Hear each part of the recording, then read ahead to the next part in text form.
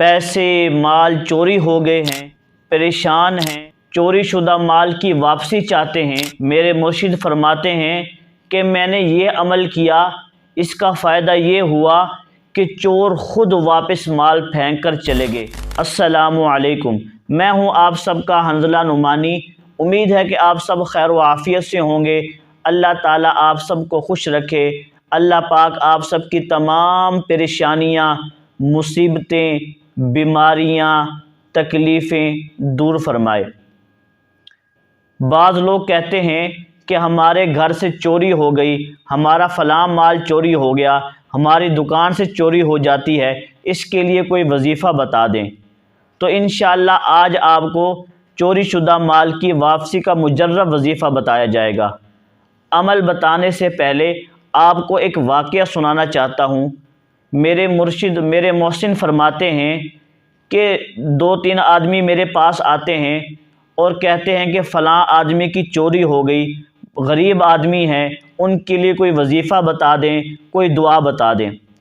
تو میرے مرشد فرماتے ہیں کہ میں ان کے ساتھ اس چوری والی جگہ پہ چلا گیا اور جا کر عمل کیا، اور اس عمل کا فائدہ یہ ہوا کہ اگلے دن چور خود وہ جو مال چوری کیا تھا وہ واپس پھینک کر چلے گئے۔ آپ اس واقعے سے اس عمل کی تاثیر کا اندازہ لگا سکتے ہیں۔ تو عمل کا طریقہ کار یہ ہے کہ جس جگہ چوری ہوئی ہے آپ نے وہاں درمیان میں سینٹر میں کھڑا ہو جانا ہے اور کھڑے ہو کر ایک مرتبہ اذان دینی ہے۔ اذان دینے کے بعد آپ نے یہ الفاظ بولنے ہیں کہ چوری کیا ہوا مال فوراً واپسی ہو۔ 3 مرتبہ یہی الفاظ دہرانے ہیں۔ اس کے بعد آپ نے اقامت پڑھنی ہے۔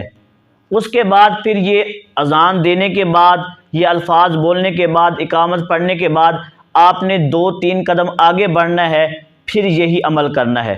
پھر آپ نے دوبارہ اس سینٹر میں آ جانا ہے، اس کے بعد پھر 2-3 قدم پیچھے آ کر پھر یہی عمل کرنا ہے۔ پھر آپ نے یہی عمل چاروں کونوں میں کرنا ہے اور دائیں طرف سے شروع کرنا ہے، یعنی 7 اذانیں دینی ہیں اور 7 مرتبہ اقامت پڑھنی ہے۔ تو آپ یہ عمل کریں، انشاءاللہ انشاءاللہ انشاءاللہ اگر کوئی بھی چیز چوری ہوئی ہے تو وہ چور خود واپس لٹا دیں گے۔